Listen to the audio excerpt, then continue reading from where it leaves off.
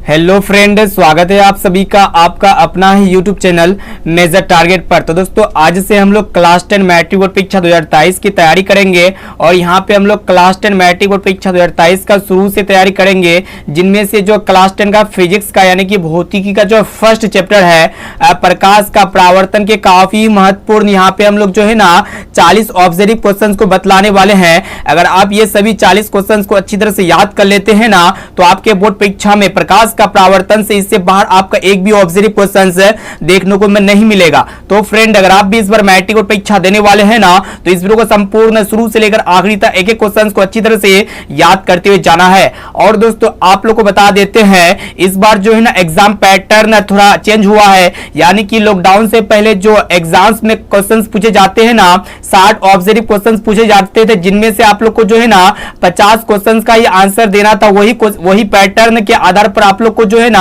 आप लोग को बताएंगे। तो फ्रेंड फटाफट से वीडियो को लाइक कर दीजिएगा। और ये जो है ना क्लास 10 के फिजिक्स का प्रथम चैप्टर है प्रकाश का परावर्तन। अगर आप चाहते हैं कि आपका बोर्ड परीक्षा में 450 प्लस मार्क्स से भी ज्यादा आए तो इस वीडियो को संपूर्ण शुरू से लेकर आखिरी तक एक एक क्वेश्चन को कंसंट्रेट होकर अच्छी तरह से ध्यानपूर्वक याद करते हुए जाना है। तो चलिए शुरू करते हैं यहाँ पे पहले नंबर प्रश्न से। तो आइए फ्रेंड देखते हैं यहाँ पे आज का प्रथम प्रश्न यह है कि प्रकाश की किरणें गमन करती है। ये प्रश्न जो है ना काफी महत्वपूर्ण है। तो यहाँ पे ऑप्शन ए में आपका दिया हुआ है सीधी रेखा में या फिर टेढ़ी रेखा में, और ऑप्शन सी है किसी भी दिशा में, और ऑप्शन डी में आपका दिया हुआ है इनमें से कोई नहीं। तो दोस्तों प्रकाश की किरणें जो है ना हमेशा सीधी रेखा में गमन करती है। आप लोग को एक एग्जाम्पल के माध्यम से समझाते हैं। मान लिया ये कोई प्रकाश स्रोत है, ठीक है, मतलब ये सन है, ठीक है, इससे जब प्रकाश निकलती है तो हमेशा सीधी रेखा में निकलती है। कोई भी प्रकाश स्रोत रहे, लालटेन हो या फिर टॉर्च हो या फिर फ्लैश लाइट हो, कुछ भी रहे, उससे जब प्रकाश निकलती है ना तो हमेशा सीधी रेखा में प्रकाश की किरणें गमन करती है। तो यहाँ पे हमारा ऑप्शन नंबर ए जो है ना बिल्कुल सही उत्तर हो जाएगा। ये प्रश्न जो है ना काफी महत्वपूर्ण है। और दोस्तों आप लोग को यहाँ पे 2 से 3 पॉइंट्स बताते हैं इस क्वेश्चन में। प्रकाश हमेशा सीधी रेखा में गमन करती है, पहला क्वेश्चन हो गया। प्रकाश एक प्रकार का ऊर्जा का रूप है, यह दूसरा क्वेश्चन हो गया। और दोस्तों तीसरा क्वेश्चन यह है कि प्रकाश एक अनुप्रस्थ विद्युतीय चुंबकीय तरंग है। और दोस्तों प्रकाश हमें दृष्टि संवेदना देती है। ये आप जो है ना सभी पॉइंट्स को याद रखिएगा। तो प्रकाश की किरणें जो है ना सीधी रेखा में गमन करती है, यानी कि यहाँ पे हमारा ऑप्शन नंबर ए जो है ना बिल्कुल सही उत्तर हो जाएगा। अब चलिए दोस्तों देखते हैं यहाँ पे दूसरा प्रश्न भी बहुत ही महत्वपूर्ण है। तो प्रश्न ये करा है कि प्रकाश के परावर्तन के कितने नियम है। ये भी प्रश्न जो है ना मोस्ट इंपोर्टेंट है। तो सबसे पहले आप लोग को बता देते हैं प्रकाश के परावर्तन के 2 नियम होते हैं, ठीक है। तो दोस्तों पहला नियम ये होता है कि आपतित किरण, परावर्तित किरण तथा आपतन बिंदु पर डाला गया लंब, ये तीनों जो है ना दोस्तों एक ही बिंदु पर होते हैं, ठीक है। और दोस्तों दूसरा नियम ये होता है कि आपतन कोण तथा परावर्तन कोण बराबर होते हैं, यानी कि आपतन कोण को हम लोग दोस्तों कोण आई से दिखाएंगे और परावर्तन कोण को कोण आर से दिखाएंगे, ठीक है। तो पहला नियम ये होता है कि आपतित किरण, परावर्तित किरण तथा आपतन बिंदु पर डाला गया लंब, ये तीनों जो है ना एक ही बिंदु पर होते हैं। और दोस्तों दूसरा नियम ये होता है प्रकाश के परावर्तन का, कोण आई जो है ना कोण आर के बराबर होता है, यानी कि आपतन कोण परावर्तन कोण के बराबर होता है। और दोस्तों आपतन कोण किसे कहते हैं कि आपतित किरण तथा अभिलंब के बीच जो कोण बनता है उसको हम लोग आपतन कोण कहेंगे। और दोस्तों परावर्तन कोण उसे कहते हैं, परावर्तित किरण तथा अभिलंब के बीच जो कोण बनता है उसको हम लोग परावर्तन कोण कहेंगे। और दोस्तों आपतन बिंदु उसे कहते हैं, यानी कि जब भी कोई किरण किसी बिंदु पर आपतित होता है तो उसको हम लोग आपतित किरण कहेंगे। और दोस्तों ये प्लेन होता है, ठीक है, इसे आप लोग दर्पण या फिर चिकना सतह होता है। और दोस्तों प्रकाश का परावर्तन किसे कहते हैं, यानी कि जब भी कोई प्रकाश किरण किसी चिकना सतह से टकराने के बाद पुनः उसी माध्यम में वापस लौट जाती है तो उसे हम लोग प्रकाश का परावर्तन कहते हैं, ठीक है। इसे आप लोग को याद रखना है। तो प्रकाश के परावर्तन के कितने नियम होते हैं, 2 नियम होते हैं, यानी कि यहाँ पे हमारा ऑप्शन नंबर बी जो है ना बिल्कुल सही उत्तर हो जाएगा। अब आइए दोस्तों देखते हैं यहाँ पे तीसरा प्रश्न भी बहुत ही महत्वपूर्ण है कि किसी कार का अग्रदीप जिसे हम लोग हेडलाइट कहते हैं में प्रयुक्त दर्पण निम्नलिखित में से कौन होता है। तो यहाँ पे ऑप्शन ए में आपका दिया हुआ है अवतल दर्पण या फिर उत्तल दर्पण, और ऑप्शन सी है समतल दर्पण, और ऑप्शन डी में आपका दिया हुआ है समतल या उत्तल दर्पण। तो दोस्तों आप लोग को बता देते हैं ये आपका कार हो गया, और इस कार में जो हेडलाइट होता है ना इसमें हम लोग अवतल दर्पण का प्रयोग करते हैं, ठीक है, इसे आप लोग को याद रखना है। अवतल दर्पण व्यापक रूप से रिफ्लेक्टर के रूप में ऑटोमोबाइल मोटर वाहन हो गया, टॉर्च लाइट हो गया, रेल इंजन आदि की हेडलाइट में उपयोग किया जाता है। ठीक है, इसलिए किया जाता है क्योंकि जो प्रकाश स्रोत को देखिएगा, आप लोग बता देते हैं, उत्तल दर्पण का उपयोग इसीलिए किया जाता है हेडलाइट के रूप में। जो प्रकाश स्रोत होता है ना, प्रकाश स्रोत को दर्पण के फोकस पर फिक्स किया जाता है। ठीक है, यानी कि जो प्रकाश स्रोत है ये दर्पण के फोकस पर फिक्स किया जाता है और प्रकाश किरणों को प्रतिबिंबित करने के बाद उच्च तीव्रता के समांतर प्रकाश किरणें जो होता है ना, ये काफी लंबी दूरी तय करती है और ये जो है ना मतलब विशाल दूरी की यात्रा करता है। ठीक है, मतलब काफी दूर ये दूरी तय करती है प्रकाश किरणें। इससे जो प्रकाश समांतर गुजरती है ना, मतलब बहुत बड़ा एरिया को कवर करता है ये प्रकाश, है ना। जो अवतल दर्पण में जो मतलब जो वाहन के हेडलाइट में जो अवतल दर्पण का प्रयोग किया जाता है, इसलिए किया जाता है क्योंकि ये जो प्रकाश किरणें होती है ना, ये काफी लंबी दूरी तय करती है और जो है ना दूर दूर तक हमें वस्तु मतलब क्लियरली दिखाई देता है। ठीक है, तो यहाँ पे किसी भी कार का जो हेडलाइट होता है, जो अग्रदीप होता है, हम लोग अवतल दर्पण का प्रयोग करते हैं। यानी कि यहाँ पे हमारा ऑप्शन नंबर ए जो है ना बिल्कुल सही उत्तर हो जाएगा। अब चलिए दोस्तों देखते हैं यहाँ पे चौथा नंबर प्रश्न ये करा है कि किसी दर्पण से आप चाहे कितनी ही दूरी पर खड़े हो, आपका प्रतिबिंब सदैव सीधा प्रतीत होता है, तो वो कौन सा दर्पण होगा। तो दोस्तों यहाँ पे देखिएगा, आप लोगों को फिगर के माध्यम से समझाते हैं। तो यहाँ पे जो पहला वाला फिगर देखते हैं ना, ये आपका समतल दर्पण है, जो हम लोग घर में अपना चेहरा देखने के लिए इसका उपयोग करते हैं। ठीक है, समतल दर्पण की खासियत ये होता है, इसमें जो प्रतिबिंब बनता है ना हमेशा सीधा बनता है। कैसा बनता है? प्रतिबिंब सीधा बनता है। ठीक है, और दोस्तों और जो वाहन का जो साइड मिरर होता है, जिसे हम लोग उत्तल दर्पण कहेंगे, इसमें भी जो प्रतिबिंब बनता है कैसा बनता है? सीधा ही बनता है। ठीक है, तो यहाँ पे आप लोग याद रखिएगा, जो समतल दर्पण होता है जो हम लोग घरों में प्रयोग करते हैं, और दोस्तों जो वाहनों के जो साइड मिरर होता है जिसे हम लोग 500 पक्ष दर्पण कहते हैं, इन दोनों दर्पणों में क्या होता है, जो प्रतिबिंब बनता है ना सीधा बनता है। तो यहाँ पे क्वेश्चन ये करा है कि कौन ऐसा दर्पण है जो आप लोग उस दर्पण के सामने कितनी दूरी पर खड़े हो जाए तो आपका प्रतिबिंब हमेशा कैसा बनेगा? सीधा बनेगा। तो या तो वो समतल दर्पण होगा या तो वो उत्तल दर्पण होगा। यानी कि यहाँ पे हमारा ऑप्शन नंबर डी जो है ना बिल्कुल सही उत्तर हो जाएगा। और दोस्तों अभी तक आप वीडियो को लाइक नहीं किया ना, तो प्लीज दोस्तों फटाफट से वीडियो को लाइक कर दीजिएगा। ठीक है, और दोस्तों आज से जो है ना हम लोग क्लास 10 का सिलेबस यानी कि क्लास ऑनलाइन पढ़ाना स्टार्ट कर चुके हैं, और जिनमें से आप लोग को पता है कि हमारा चैनल का ये इस साल का 2023 का प्रथम वीडियो है। और दोस्तों हम लोग जितने भी क्वेश्चंस को कराएंगे ना, सारा क्वेश्चंस आपका 2023 के बोर्ड परीक्षा में 100% 100% लड़ेगा। और दोस्तों अगर आपको 450 प्लस मार्क्स लाना है तो आप लोग जो है ना रेगुलर क्लास कीजिए। हमारे चैनल पर जो है ना वैसे क्वेश्चंस को प्रोवाइड किया जाता है, एक्सप्लेन करके बताया जाएगा, आप लोग क्लास करके देखिएगा। इससे पिछले प्रीवियस ईयर में जो भी स्टूडेंट एग्जाम्स दिए थे मैट्रिक बोर्ड परीक्षा, वो काफी अच्छे मार्क्स लाए। किसी का 483 नंबर आया, तो किसी का 462 नंबर आया, तो किसी का 420 नंबर है। यानी कि सबका जो है ना 400 प्लस मार्क्स यहाँ पे अचीव हुआ है हमारे चैनल के माध्यम से ऑनलाइन क्लास करके। ठीक है, तो यहाँ पे हम लोग वैसे क्वेश्चंस को कराते हैं जो बोर्ड परीक्षा में 100% लड़ने की गारंटी होता है। और दोस्तों आप लोगों को पता होगा, और इस बार जो एग्जाम हुआ था ना, तो बोर्ड परीक्षा में 100 ऑब्जर्व क्वेश्चंस था, जिनमें से आप लोगों को 50 ऑब्जर्व क्वेश्चंस का ही आंसर देना था। लेकिन लॉकडाउन से पहले, कोरोना वायरस से पहले, जब कोरोना वायरस नहीं थे उससे पहले जो है ना जो एग्जाम्स पैटर्न था थोड़ा उल्टा था। यानी कि वही पैटर्न जो मतलब कम ऑब्जर्व क्वेश्चंस पूछे जाते, मतलब कि 60 ऑब्जर्व क्वेश्चंस पूछे जाते थे, जिनमें से आप लोग को जो है ना 50 ऑब्जर्व क्वेश्चंस का आंसर ही देना था। लेकिन जो इस बार यानी कि 2022 में जो एग्जाम्स हुआ था ना और 2021 में जो एग्जाम्स हुआ था, 100 ऑब्जर्व क्वेश्चंस पूछे जाते थे, जिनमें से आप लोग को 50 क्वेश्चंस का आंसर देना पड़ता था। लेकिन अभी जो इस बार एग्जाम होगा 2023 में बोर्ड परीक्षा, 60 ऑब्जर्व क्वेश्चंस पूछे जाएंगे, जिनमें से आप लोगों को 50 ऑब्जर्व क्वेश्चंस का ही आंसर देना है। तो यानी कि यहाँ पे जो है ना ऑब्जर्व क्वेश्चंस को घटा दिया गया है, इसीलिए आप लोग को जो भी क्वेश्चंस को बताएंगे उस क्वेश्चंस को क्लियरली अच्छी तरह से समझते हुए जाना है, और बोर्ड परीक्षा में एक एक क्वेश्चंस का जो है ना आंसर क्लियरली याद करते हुए जाना और अच्छी तरह से पढ़ कर जो है ना बोर्ड परीक्षा में काफी अच्छे मार्क्स लाना है। इसलिए जो है ना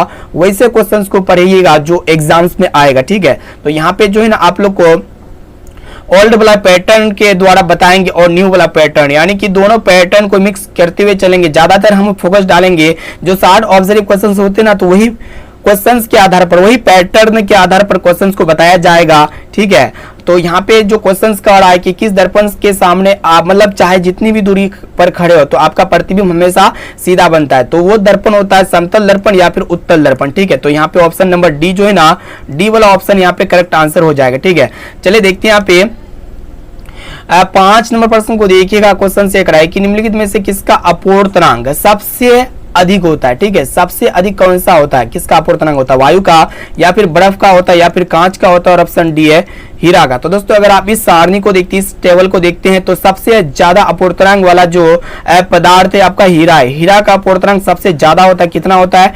2.42 होता है। ठीक है, हीरा का अपवर्तनांक 2.42 होता है, जो सबसे ज्यादा होता है। ठीक है, तो यहाँ पे ऑप्शन नंबर डी, यहाँ पे जो है ना ऑप्शन नंबर डी बिल्कुल सही उत्तर हो जाएगा।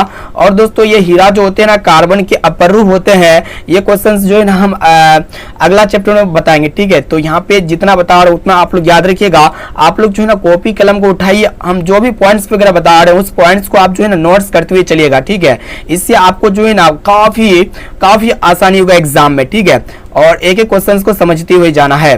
चलिए देखते हैं यहाँ पे नेक्स्ट क्वेश्चन ये कराया कि देखिएगा कि निम्नलिखित में किस माध्यम में प्रकाश की चाल सबसे अधिक होता है, काफी महत्वपूर्ण है। तो दोस्तों यहाँ पे ऑप्शन ए में आपका दिया हुआ है कांच, पानी या फिर लोहा या फिर निर्वात। तो दोस्तों आप लोगों को बता देते हैं, देखिएगा प्रकाश की चाल जो होता है ना अलग अलग माध्यम में अलग अलग होता है। ठीक है, जैसे कि कांच में प्रकाश की चाल कुछ अलग होता है, पानी में अलग, निर्वात में अलग, तारबीन का तेल में अलग, यानी कि सब में जो प्रकाश की चाल होता है कुछ डिफरेंस, यानी कि सब में अलग अलग होता है। अगर बात किया जाए कि सबसे ज्यादा प्रकाश किस में चलता है, कौन सा मीडियम में सबसे स्पीड में प्रकाश चलता है, तो दोस्तों यहाँ पे देखिएगा निर्वात या शून्य में जो प्रकाश चलती है ना 3 लाख, यहाँ पे हम कह सकते हैं 3 गुना 10 के पावर 8 मीटर प्रति सेकंड की रफ्तार से जो है ना प्रकाश चलती है। प्रकाश का स्पीड होता है, यानी कि 1 सेकंड में ये 3 गुना 10 के पावर 8 मीटर प्रति सेकंड दूरी तय करती है। ठीक है, मतलब 3 गुना 10 के पावर 8 मीटर दूरी तय करती है। अगर आपको यहाँ पे जो है ना लाख में भी ये क्वेश्चन पूछे जाते हैं, अगर लाख में पूछेगा तो आप लोग क्या कीजिएगा 3 लाख किलोमीटर प्रति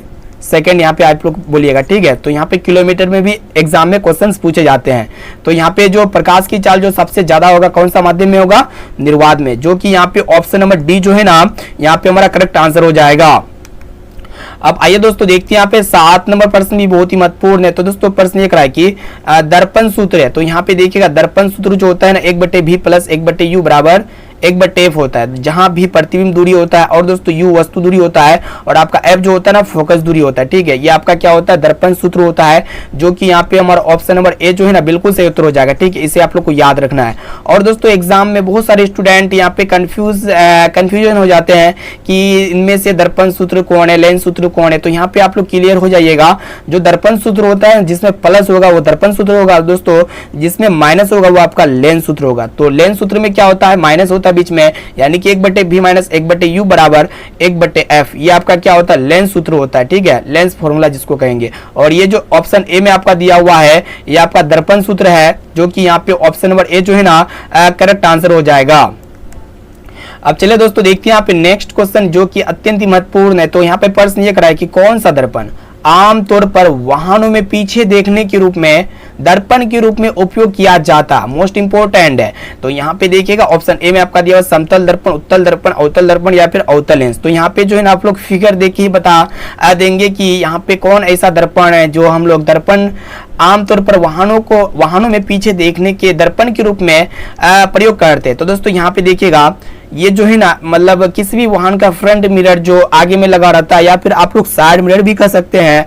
ठीक है, तो दोस्तों ये ज्यादातर जो है ना साइड मिरर होता है या फिर फ्रंट मिरर कह सकते हैं, जो वाहन या बाइक में आगे में लगा रहता है। ठीक है, तो ये क्या होता है कि ये दर्पण का खासियत यह है कि इसमें जो प्रतिबिंब बनता है ना वस्तु से छोटा बनता है और सीधा बनता है। ठीक है, वस्तु से छोटा और सीधा बनता है, और इसमें जो प्रतिबिंब बनता है ये विस्तृत दृष्टि क्षेत्रफल का प्रतिबिंब बनाता है, यानी कि एक छोटा सा मिरर जो है ना बहुत बड़े एरिया को कवर कर लेता है। जैसा कि यहाँ पे आप लोग फिगर में देखने पा रहे हैं, ये छोटा सा मिरर जो है ना एक बड़ा सा वाहन को कवर कर लिया है, एक बड़ा सा व्यक्ति को यहाँ पे बहुत सारे व्यक्ति को कवर कर रहा है एक छोटा सा मिरर का। खासियत यही है मतलब पीछे से आ रहे वाहन या फिर कुछ भी बड़े एरिया को छोटा सा मिरर अच्छी तरह से कवर कर लेता है और इसमें जो प्रतिबिंब बनता है ना हमेशा सीधा बनता है। ठीक है, तो वो कौन सा दर्पण होगा? उत्तल दर्पण होगा, जो कि ऑप्शन बी में आपका दिया हुआ है।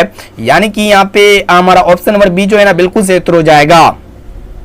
अब चलिए दोस्तों देखते हैं यहाँ पे नेक्स्ट क्वेश्चन ये करा है कि उत्तल दर्पण के सामने एक वस्तु को रखा गया है। ठीक है, इसकी प्रतिबिंब की प्रकृति कैसी होगी? काफी महत्वपूर्ण है। तो यहाँ पे ऑप्शन ए में आपका दिया हुआ है काल्पनिक या फिर वास्तविक, और ऑप्शन सी है वास्तविक या काल्पनिक, और ऑप्शन डी में आपका दिया हुआ है इनमें से कोई नहीं। तो दोस्तों सबसे पहले आप लोग को बता देते हैं, उत्तल दर्पण के सामने एक वस्तु को रखा गया है और इसकी प्रकृति जो होता है ना कैसा होगा? या तो यहाँ पे देखिएगा काल्पनिक होगा। कैसा होगा? काल्पनिक, जो कि ऑप्शन ए में आपका दिया हुआ है। ऑप्शन नंबर ए जो है ना बिल्कुल सही उत्तर हो जाएगा, क्योंकि उत्तल दर्पण में जो प्रतिबिंब बनता है ना कैसा बनता है? काल्पनिक बनता है, सीधा बनता है और दोस्तों वस्तु से छोटा बनता है। इसे आप लोग को याद रखना है। ठीक है, और अवतल दर्पण में जो प्रतिबिंब बनता है वास्तविक भी बनता है, काल्पनिक भी बनता है और वस्तु से बड़ा बनता है। कैसा बनता है? वस्तु से बड़ा साइज का बनता है। ठीक है, इसे आप लोग को याद रखना है। ठीक है, एक एक क्वेश्चन को अच्छी तरह से क्लियर करते हुए चलिएगा।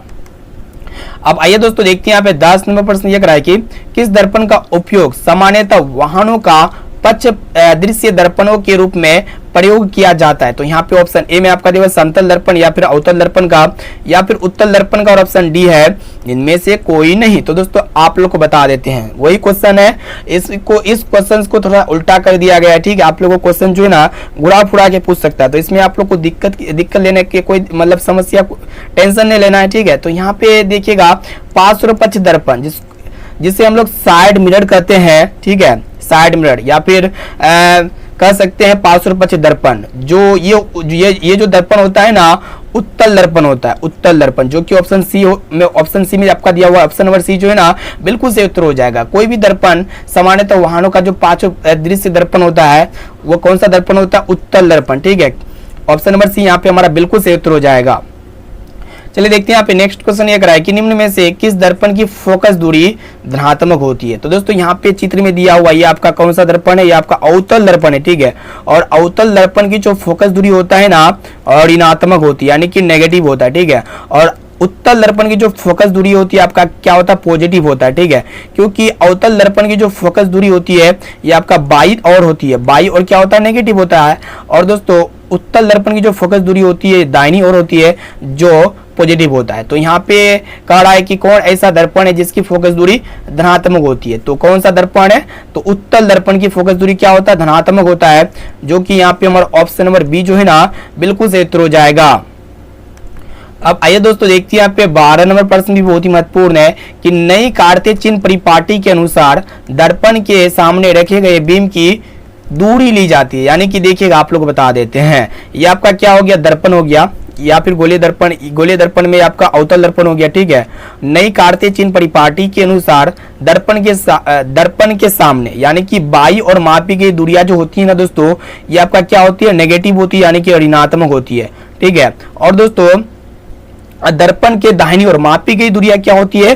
पॉजिटिव, यानी कि धनात्मक होती है। और दोस्तों मुख्य अक्ष के लंबवत नीचे की ओर जो मापी गई दूरियां होती है ना ये आपका ऋणात्मक होती है। और दोस्तों मुख्य अक्ष के लंबवत ऊपर की ओर जो मापी गई दूरियां होती है ये आपका क्या होती है? पॉजिटिव होती है। तो यहाँ पे क्वेश्चन से रहा है कि नई कार्तीय चिन्ह परिपाटी के अनुसार दर्पण के सामने रखे गए जो बीम की दूरी होती है, दर्पण के सामने रखे गए बीम की दूरी क्या होगा? ऋणात्मक होगा, यानी कि नेगेटिव होगा, जो कि ऑप्शन सी में आपका दिया हुआ है। यानी कि यहाँ पे हमारा ऑप्शन नंबर सी जो है ना बिल्कुल सही उत्तर हो जाएगा। काफी महत्वपूर्ण है ये प्रश्न आपके बोर्ड परीक्षा के लिए। ठीक है, इसे आप लोग को याद रखना है।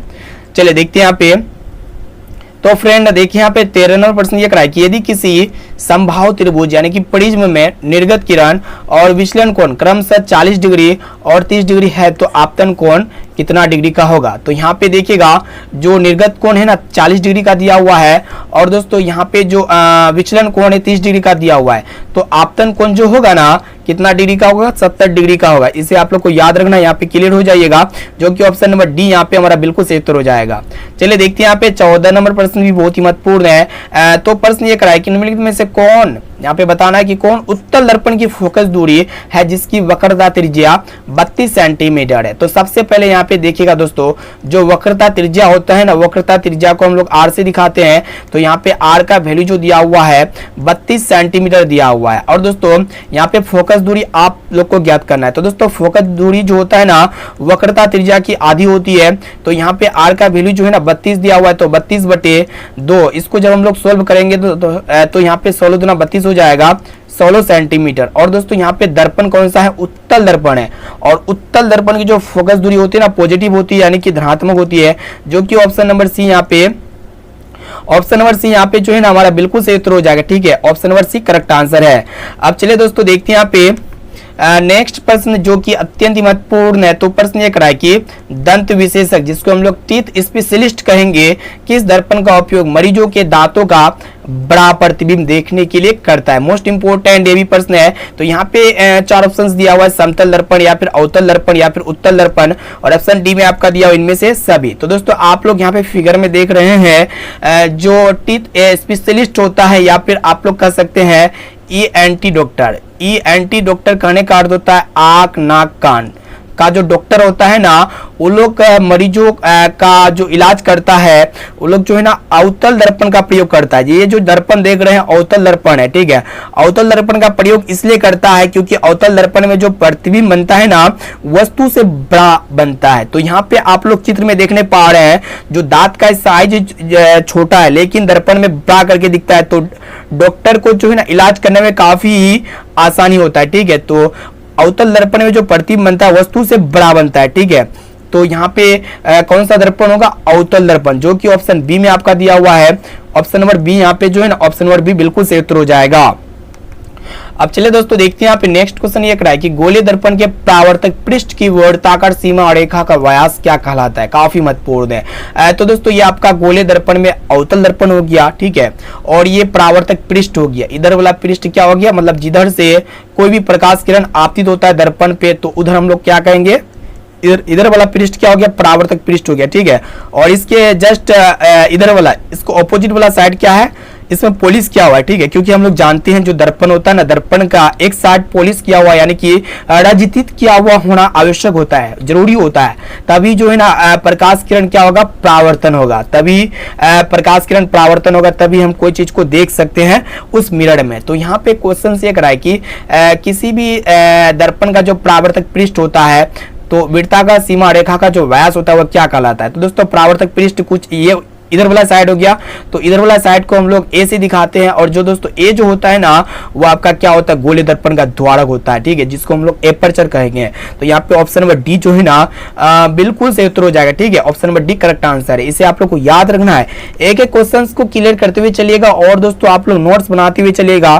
ठीक है, जो भी क्वेश्चन में कंफ्यूजन होता है तो आप हमें कमेंट कर सकते हैं। ठीक है, उस कमेंट का रिप्लाई हम कर देंगे, या फिर अगला क्वेश्चंस में जो है ना आप लोग का कमेंट को पिकअप करेंगे, है ना, और उस क्वेश्चंस को हम फिर से समझाने का कोशिश करेंगे। या फिर जो क्वेश्चंस आपको समझ में नहीं आता है ना, तो आप वीडियो को थोड़ा बैक करके पीछे करके देख सकते हैं दोबारा, इसमें आप कोई दिक्कत नहीं है। ठीक है, तो यहाँ पे 17 नंबर प्रश्न को भी सोल्व कर लेते हैं। 17 नंबर प्रश्न ये कराए कि यदि किसी बिंब का प्रतिबिंब का आवर्धन ऋणात्मक है तो उस प्रतिबिंब की जो प्रकृति क्या होगी। काफी महत्वपूर्ण है, ये भी प्रश्न आपके बोर्ड परीक्षा के लिए मोस्ट इंपोर्टेंट है। तो दोस्तों आप लोग बता देते हैं। तो यहाँ पे मैग्निफिकेशन, आवर्धन को m के द्वारा दिखाते हैं, और जब भी m नेगेटिव होगा, यानी कि आवर्धन का मान जब भी नेगेटिव होगा तो प्रतिबिंब की जो प्रकृति होगा ना, क्या होगा, वही आप लोग को बता देते हैं। तो दोस्तों जब भी m का मान नेगेटिव होगा तो प्रतिबिंब की जो प्रकृति होगा वास्तविक तथा उल्टा होगा। कैसा होगा, वास्तविक तथा उल्टा, जो कि यहाँ पे हमारा ऑप्शन नंबर ए जो है ना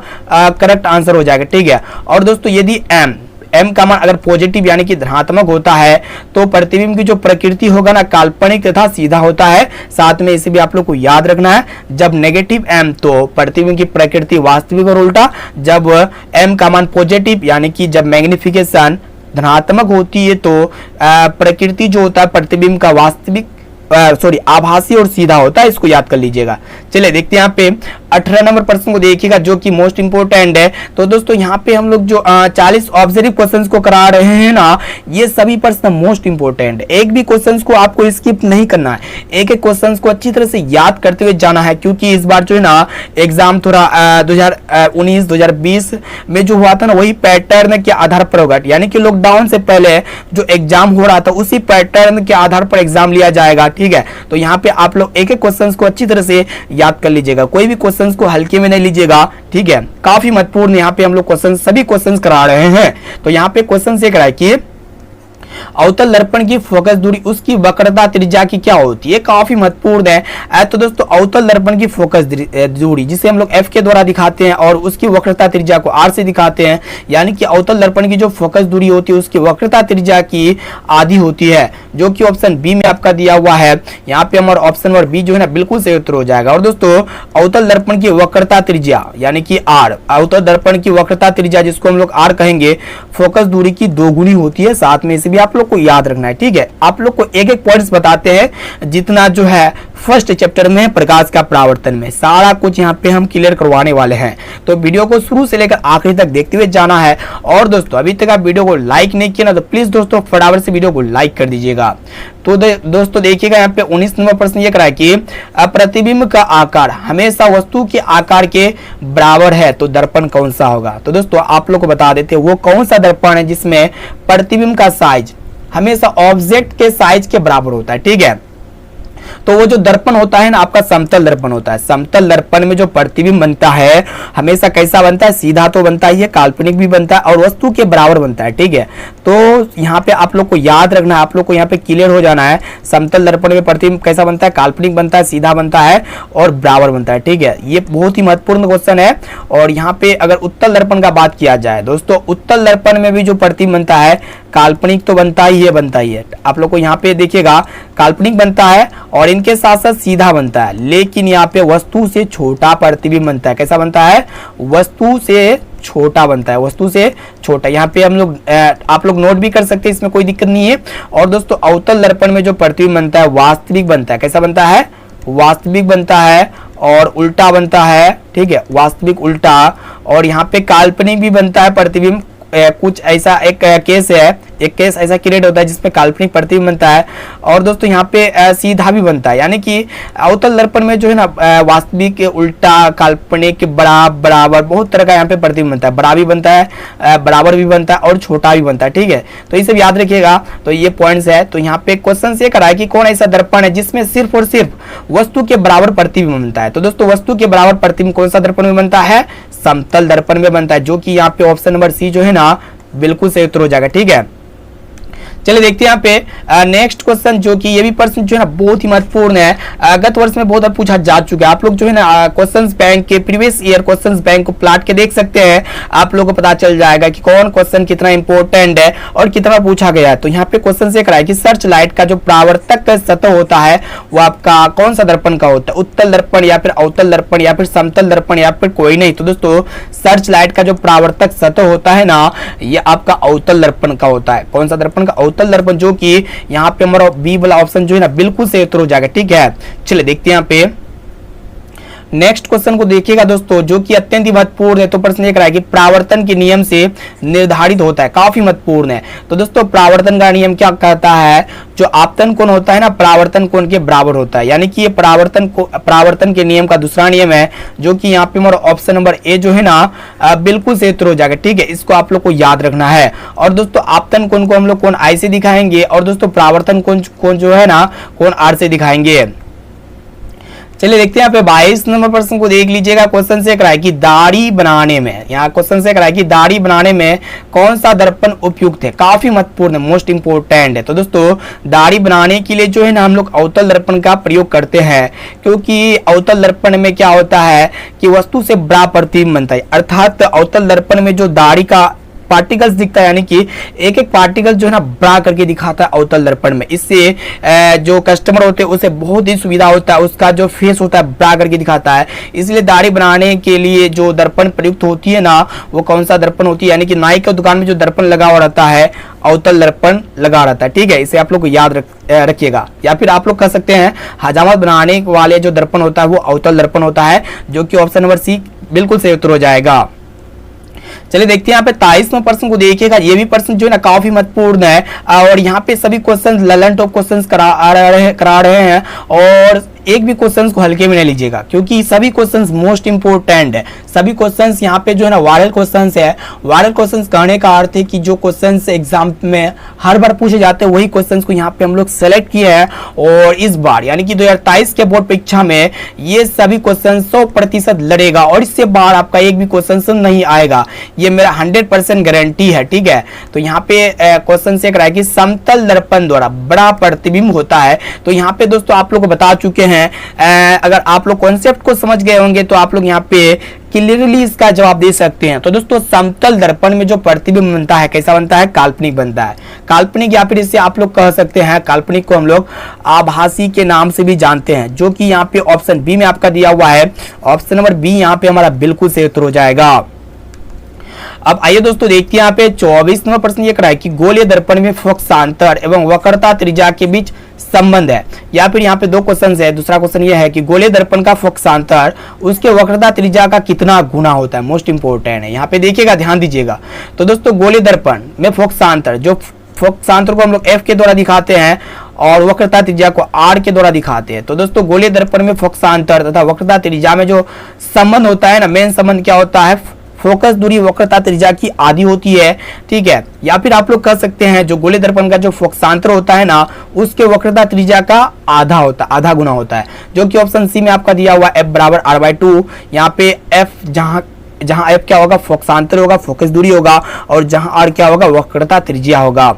अब चलिए दोस्तों देखते हैं यहाँ पे अब 25 नंबर प्रश्न को देखिएगा। क्वेश्चन से कि एक अवतल दर्पण की फोकस दूरी यहाँ पे 10 सेंटीमीटर दिया हुआ है। यहाँ पे कौन सा दर्पण है, अवतल दर्पण है। अवतल दर्पण की फोकस दूरी यहाँ पे 10 सेंटीमीटर दिया हुआ है। ठीक है, प्लस 10 सेंटीमीटर। और ऐसे में तो यहाँ पे आप लोग को बता रहा है कि इसकी वक्रता त्रिज्या कितना होगा, काफी महत्वपूर्ण है। तो दोस्तों हम लोग जानते हैं F बराबर जो फॉर्मूला होता है R/2 होता है। तो यहाँ पे आप लोग को क्या पूछ रहा है, R का मान कितना होगा। तो दोस्तों यहाँ पे जब इसको क्रॉस मल्टीप्लिकेशन करेंगे, तिरे गुना करेंगे, तो यहाँ पे R का वैल्यू निकल आएगा। 2 को F से गुना करेंगे 2F हो जाएगा। जब हम लोग यहाँ पे मान पुट करेंगे, यानी कि F का मान यहाँ पे 10 रखेंगे तो 10 गुना 20 हो जाएगा।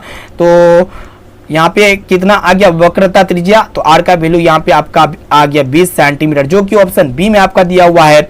यहाँ पे बी वाला ऑप्शन बिल्कुल सही उत्तर हो जाएगा। ठीक है, और दोस्तों एक रिक्वेस्ट है, अभी तक आप चैनल को सब्सक्राइब नहीं किया ना तो प्लीज दोस्तों फटाफट से चैनल को सब्सक्राइब कर लीजिएगा और दोस्तों वीडियो को लाइक भी कर दीजिएगा। ठीक है, और वीडियो को शुरू से लेकर आखिरी तक देखिएगा और लास्ट में आप लोग को एक होमवर्क यानी कि SW क्वेश्चन देंगे और उनका आंसर जो है ना आप लोग को इसी वीडियो में फटाफट से कमेंट करके बताना है। और दोस्तों वीडियो को शेयर भी कर देना है। जितना भी आपका दोस्त यार है, भाई बहन है और गांव के महल्ले यानी कि आप लोग जहां पे कोचिंग करते हैं, दोस्त यार को बताइएगा कि मेजर टारगेट पे जो है ना ऑनलाइन क्लास स्टार्ट हो चुकी है। जिन भी स्टूडेंट यानी कि जिन भी विद्यार्थियों को क्लास करना है तो आप लोग क्लास कर सकते हैं। शुरू से 0 लेवल से पढ़ाया जाएगा, कॉन्सेप्ट को क्लियर कराया जाएगा। ठीक है, तो आप लोग जो है ना अपने दोस्त यार को जरूर बताइएगा ताकि वो भी जो है ना बोर्ड परीक्षा में काफी अच्छे मार्क्स ऐसे पास आउट हो सके। चलिए देखते हैं यहाँ पे 26वां प्रश्न ये कराए कि यहाँ पे आप लोग को बताना है कि काल्पनिक प्रतिबिंब होता है, काफी महत्वपूर्ण है। तो दोस्तों जो वर्चुअल इमेज होता है ना वो हमेशा सीधा होता है। काल्पनिक प्रतिबिंब कैसा होता है, सीधा होता है, जो कि यहाँ पे ऑप्शन ए में आपका दिया हुआ है सीधा। ऑप्शन नंबर ए जो है ना आप बिल्कुल सही उत्तर हो जाएगा। ये प्रश्न जो है ना काफी महत्वपूर्ण है।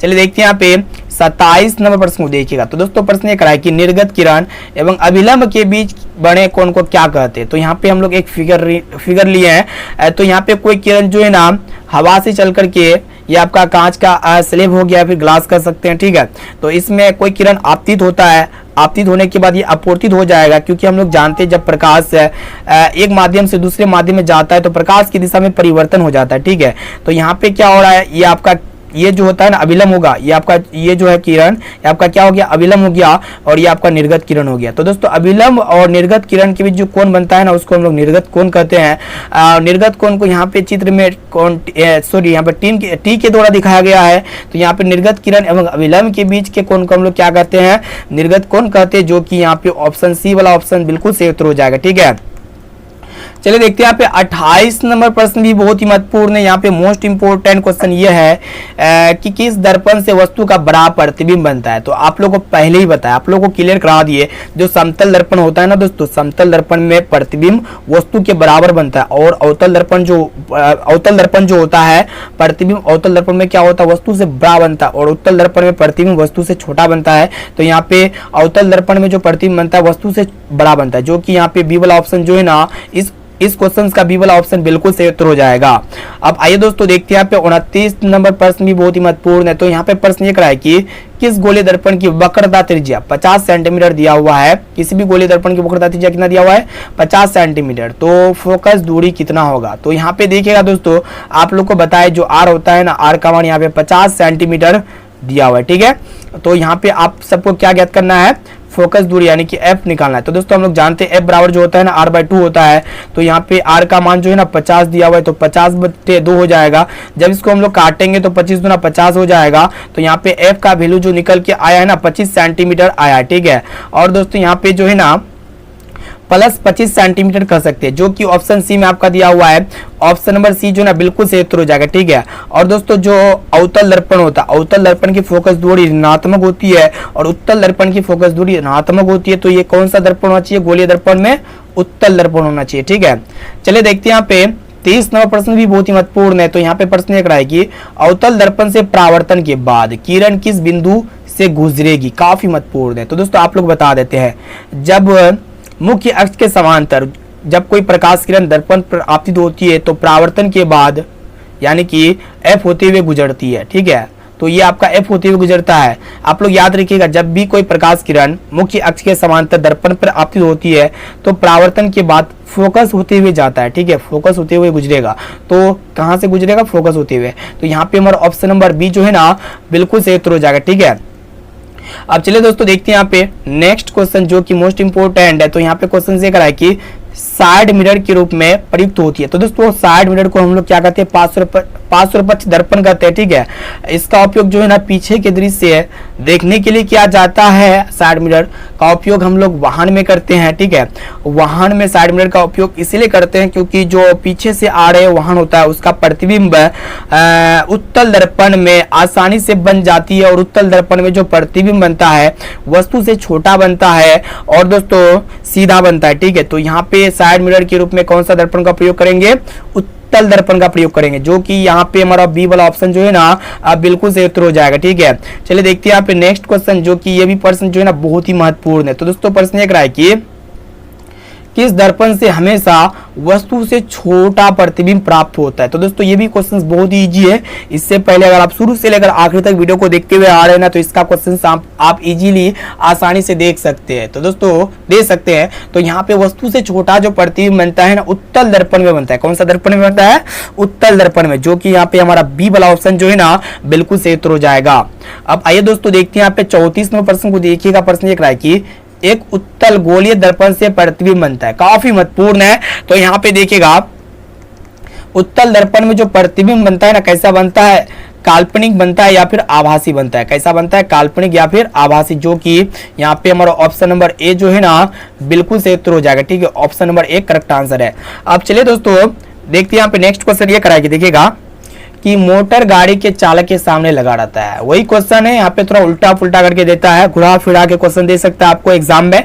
तो आपको यहाँ पे जो है ना सोचना नहीं है, आपको यहाँ पे क्लियर हो जाना है। दोस्तों मोटर गाड़ी के चालक के सामने, जिसको हम लोग पार्श्वपक्ष दर्पण कहेंगे या फिर आप लोग कह सकते हैं साइड मिरर, साइड मिरर के रूप में हम लोग जो दर्पण का प्रयोग करते हैं ना, वो कौन सा दर्पण होता है, उत्तल दर्पण होता है। ठीक है, जो कि ऑप्शन बी में आपका दिया हुआ है उत्तल दर्पण। ऑप्शन नंबर बी यहाँ पे हमारा बिल्कुल सही उत्तर हो जाएगा। और दोस्तों एग्जाम में कहीं कहीं ये क्वेश्चन पूछे जाते हैं कि अवतल दर्पण का उपयोग को बताएं। तो दोस्तों अवतल दर्पण का उपयोग हम लोग जो है ना दाढ़ी बनाने यानी कि हजामती दर्पण के रूप में प्रयोग करते हैं, और मरीजों के आंख कान नाक ENT डॉक्टर जिसको कहते हैं उसको निरीक्षण के लिए किया जाता है। और दोस्तों सोलर कुकर में खाना बनाने के रूप में भी किया जाता है अवतल दर्पण का उपयोग, और परावर्तक दूरबीन बनाने में किया जाता है अवतल दर्पण का उपयोग, और वाहनों के हेडलाइट टॉर्च हो गया आदि में जो है ना अवतल दर्पण का प्रयोग किया जाता है। तो यहाँ पे बहुत सारा प्रयोग है। और देखिएगा यहाँ पे 36 नंबर प्रश्न ये करा है कि किसी समतल दर्पण की फोकस दूरी का मान होता है, काफी महत्वपूर्ण है। तो यहाँ पे ऑप्शन ए में आपका दे 0 या फिर 0 एवं अनंत के बीच, और ऑप्शन सी अनंत या फिर इनमें से कोई नहीं। तो दोस्तों आप लोग बता देते हैं किसी भी समतल दर्पण की जो फोकस दूरी होता है ना उसका जो मान होता है अनंत होता है, जो कि यहाँ पे हमारा ऑप्शन नंबर सी जो है ना करेक्ट आंसर हो जाएगा। ठीक है, और दोस्तों वीडियो को थोड़ा भी स्किप नहीं कीजिएगा, इसमें सभी क्वेश्चन जो है ना काफी महत्वपूर्ण है। तो यहाँ पे देखिएगा क्वेश्चन से कराया कि गोलीय दर्पण के ध्रुव से वक्रता केंद्र की दूरी को कहते हैं, काफी महत्वपूर्ण है। यहाँ पे हम जो है अच्छी तरीके के माध्यम से समझाने की कोशिश करेंगे। ये आपका हो गया अवतल दर्पण, ठीक है, गोलीय दर्पण का अवतल दर्पण हो गया, और ये आपका मुख्य अक्ष हो गया। ठीक है, और इनके सामने एक वस्तु को रखा गया है मुख्य अक्ष पर। यहाँ पे ए भी एक वस्तु है जो वक्रता केंद्र और अनंत के बीच एक वस्तु को रखा गया है। ठीक है, और इससे एक प्रकाश किरण बी बिंदु से निकलता है, वस्तु के बी बिंदु से एक प्रकाश किरण जो है दर्पण पर आपतित होता है, जो ई बिंदु पर आपतित होता है, और आपतित होने के बाद ये क्या होता है परावर्तित होकर के जो ना एफ होते हुए गुजर जाता है, जो बी दिशा में चली जाती है। ठीक है, बी से बिंदु मतलब बी से एक किरण फिर आती है, ये सी होता हुआ यानी कि वक्रता केंद्र होता हुआ ये आपका जी दिशा में चले जाता है। इस प्रकार जो दोनों किरणों का कटान होता है ये आपका ए डैश और बी डैश, इसमें प्रतिबिंब का निर्माण होता है। ठीक है, ये आपका ए भी एक प्रकार का, ए डैश बी डैश एक प्रकार का प्रतिबिंब हो गया। ठीक है, तो यहाँ पे आप क्वेश्चन से करा है कि ध्रुव, जिसको हम लोग ध्रुव को दोस्तों यहाँ पे देखिएगा ध्रुव को पी से दिखाएंगे, तो यहाँ पे पी और यहाँ पे वक्रता केंद्र को सी से दिखाएंगे, यानी कि पी और सी के बीच की दूरी को हम लोग जो है ना क्या कहते हैं वक्रता त्रिज्या कहते हैं। क्या कहते हैं? वक्रता त्रिज्या। और दोस्तों वक्रता त्रिज्या को हम लोग आर से दिखाएंगे, जो कि यहाँ पे हमारा ऑप्शन नंबर बी जो है ना बिल्कुल सही उत्तर हो जाएगा। ठीक है, और दोस्तों कहीं कहीं क्वेश्चन ये भी पूछे जाते हैं कि फोकस दूरी कहेंगे इसको, तो दोस्तों ध्रुव और फोकस के बीच की दूरी को हम लोग फोकस दूरी कहेंगे। ठीक है, इसको आप लोग याद रखिएगा। प्रतिबिंब दूरी उसको कहेंगे, ध्रुव और प्रतिबिंब के बीच की दूरी को हम लोग प्रतिबिंब दूरी कहेंगे। वस्तु दूरी किसको कहेंगे? ध्रुव और वस्तु के बीच की दूरी को वस्तु दूरी कहेंगे। और दोस्तों वस्तु दूरी को हम लोग यू से दिखाएंगे। ठीक है, प्रतिबिंब दूरी को हम लोग भी से दिखाएंगे। तो ये बहुत सारा यहाँ पे कॉन्सेप्ट है, इसको जो है ना क्लियर सब्जेक्टिव टाइप में हम क्वेश्चन कराएंगे। ठीक है, इसको क्लियर कराएंगे जरूर। तो देखिएगा दोस्तों 38 नंबर प्रश्न ये कराया कि वस्तु से छोटा और आभासी प्रतिबिंब इनमें से कौन सा दर्पण में प्राप्त होता है? काफी महत्वपूर्ण है। तो देखिएगा वस्तु से छोटा, यहाँ पे देखिएगा बात को ध्यान दीजिएगा कि वस्तु से छोटा और आभासी प्रतिबिंब जो बनता है ना वो देखिएगा समतल दर्पण में बनता है। कौन सा दर्पण में बनता है? समतल दर्पण में। और दोस्तों आप लोग को एक जगह ये भी बताया, जो अवतल दर्पण होता है, अवतल दर्पण में प्रतिबिंब जो है ना कैसा बनता है? वास्तविक बनता है, काल्पनिक बनता है, बराबर बनता है। ठीक है, तो ये बहुत सारा इसमें बात होता है, मतलब बराबर छोटा बराबर, मतलब बहुत तरह का इसमें प्रतिबिंब बनता है अवतल दर्पण में। तो यहाँ पे अगर 38 नंबर का जो करेक्ट आंसर होगा ना वो आपका क्या होगा? ऑप्शन नंबर सी होगा, क्योंकि समतल दर्पण में प्रतिबिंब जो बनता है ना वस्तु से छोटा भी बनता है, आभासी बनता है, और अवतल दर्पण में वास्तविक बनता है, आभासी बनता है, वस्तु से छोटा बनता है, बड़ा बनता है, बराबर बनता है। ठीक है, तो यहाँ पे ऑप्शन नंबर सी बिल्कुल सही उत्तर हो जाएगा, जो कि option number C correct answer है। और दोस्तों उत्तल दर्पण में जो प्रतिबिंब बनता है कैसा बनता है? देखिएगा उत्तल दर्पण में जो प्रतिबिंब बनता है वस्तु से छोटा बनता है। कैसा बनता है? वस्तु से छोटा बनता है। यहाँ पे वस्तु से छोटा प्रतिबिंब कर रहा था ना, तो यहाँ पे जो है ना वस्तु से छोटा समतल दर्पण में कैसा प्रतिबिंब बनता है? सॉरी, यहाँ पे थोड़ा हम गलत बता दिए। समतल दर्पण में वस्तु के बराबर प्रतिबिंब बनता है। समतल दर्पण में कैसा प्रतिबिंब बनता है? वस्तु के बराबर बनता है। अवतल दर्पण में कैसा बनता है? वस्तु से बड़ा बनता है, छोटा बनता है, बराबर बनता है, यानी कि दोनों तरह का प्रतिबिंब बनता है। और यहाँ पे ऑप्शन सी जो है ना बिल्कुल सही उत्तर हो जाएगा, दोनों दर्पण से। ठीक है, चलिए देखते हैं यहाँ पे नेक्स्ट क्वेश्चन। देखिएगा दोस्तों 39 नंबर प्रश्न ये कराया कि वस्तु से बड़ा आभासी प्रतिबिंब किस दर्पण से प्राप्त होता है? ये भी प्रश्न जो है ना काफी महत्वपूर्ण है। तो यहाँ पे वस्तु से बड़ा आभासी बताया गया है, तो कौन सा दर्पण होगा? आपका अवतल दर्पण भी होगा और उत्तल दर्पण। उत्तल दर्पण में प्रतिबिंब जो बनता है ना वस्तु से बड़ा नहीं बनता है। ठीक है, वस्तु से छोटा बनता है। तो यहाँ पे जो है ना ऑप्शन नंबर ए बिल्कुल सही उत्तर हो जाएगा। वस्तु से बड़ा कौन सा दर्पण बनेगा? अवतल दर्पण, वो आपका अवतल दर्पण होगा। इसीलिए जो यहाँ पे ऑप्शन नंबर ए जो है ना बिल्कुल सही उत्तर हो जाएगा। चलिए दोस्तों देखते हैं यहाँ पे 40 नंबर पर क्वेश्चन भी बहुत ही महत्वपूर्ण है कि अवतल दर्पण द्वारा किसी वस्तु का मतलब जो बनता है प्रतिबिंब कैसा बन सकता है, अवतल दर्पण के द्वारा कैसा प्रतिबिंब बन सकता है, केवल आभासी प्रतिबिंब बन सकता है या फिर केवल वास्तविक प्रतिबिंब या फिर दोनों। तो दोस्तों आप लोग बता देते हैं, अवतल दर्पण में जो है ना कुछ ऐसे केस आते हैं जो स्पेशल केस होता है, उसमें जो है ना प्रतिबिंब जो है ना आभासी बनता है। ऐसे में तो जितने भी केस होता है जनरली केस, उसमें जो प्रतिबिंब बनता है वास्तविक प्रतिबिंब बनता है। यानी कि अवतल दर्पण में दोनों प्रकार का प्रतिबिंब बनता है, काल्पनिक भी और वास्तविक भी, यानी कि ऑप्शन सी यहाँ पे हमारा बिल्कुल सही उत्तर हो जाएगा। ठीक है, अब चलिए दोस्तों देखते हैं यहाँ पे आज का लास्ट और अंतिम प्रश्न जो कि अत्यंत ही महत्वपूर्ण है। तो यहाँ पे क्वेश्चन से कराया कि अवतल दर्पण की वक्रता त्रिज्या उसकी फोकस दूरी की क्या होती है, आधी होती है। ठीक है, तो यहाँ पे वक्रता त्रिज्या फोकस दूरी की क्या होती है, आधी होती है, या फिर क्या क्या होता है। हम लोग यहाँ पे फॉर्मूला को लिखते हैं पहले, उसके बाद यहाँ पे आप लोग को बताते हैं।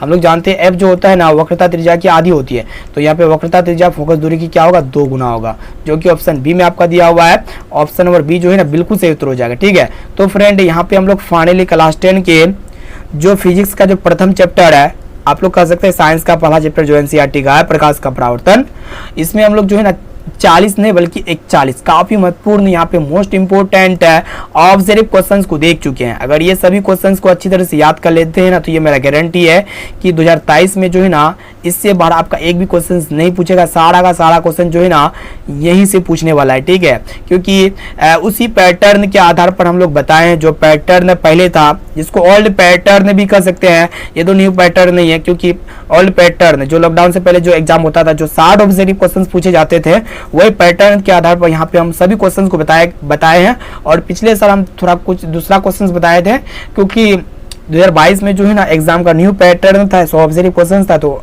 हमको उस तरह से बताना था। लेकिन यहाँ पे एग्जाम का पैटर्न चेंज हो गया है, तो उसी के अकॉर्डिंग यानी कि ओल्ड पैटर्न के अकॉर्डिंग यहाँ पे हम सभी क्वेश्चंस को बताया। ठीक है, और दोस्तों रिक्वेस्ट है कि चैनल को सब्सक्राइब नहीं किया ना, तो प्लीज दोस्तों अब फटाफट से चैनल को सब्सक्राइब करके बेल आइकन को प्रेस करके ऑल पर जरूर सेलेक्ट कर लीजिएगा। ठीक है, और ये रहा आपका SW क्वेश्चन जो आप लोग को डेली मिलेगा, डेली रेगुलर जो क्लास होगा, क्लास के लास्ट में या फिर बीच में या फिर शुरू में SW क्वेश्चंस मिलेगा, जो आपका होमवर्क क्वेश्चंस यानी कि गृह कार्य के लिए रहेगा, जो आपको स्पेशली दिया जाएगा। और ये क्वेश्चंस का आंसर आप लोग को जो है ना वीडियो के लास्ट में कमेंट करके बता देना है कि ये क्वेश्चंस का आंसर क्या होगा। तो यहाँ पे क्वेश्चन ये कराएगी, देखिएगा ध्यान से कि सूर्य के प्रकाश को पृथ्वी तक आने में कितना समय लगता है। ये प्रश्न जो है ना काफी महत्वपूर्ण है, हालांकि ये बोर्ड परीक्षा में पूछा जा चुका क्वेश्चन है। 2 मिनट या फिर 10 मिनट या फिर 8 मिनट लगता है या फिर 1 मिनट लगता है। तो दोस्तों आप लोग जल्दी से फटाफट से आप कमेंट करके बताइएगा इस क्वेश्चन का राइट आंसर क्या लगता है। तो फटाफट से आप हमें कमेंट करके बताइए, और साथ में ये भी बताना है कि ये 41 क्वेश्चंस में से पहले से आप लोग को कितना क्वेश्चंस सही से और सटीक से याद था। ठीक है, और आप लोग ये भी बताइएगा कि आज का क्लास कैसा लगा। आप लोग जो है ना फटाफट से कमेंट करके बताइएगा। आप लोग जो है ना लिख सकते हैं, आपको जैसा भी क्लास लगा आप लोग बेझिझक कमेंट कर सकते हैं। उस कमेंट का जवाब जो है ना आपका कमेंट का इंतजार रहेगा। ठीक है, तो आप लोग वीडियो को शेयर कीजिएगा अपने दोस्तों में। ठीक है, और दोस्तों वीडियो को लाइक कर दीजिएगा।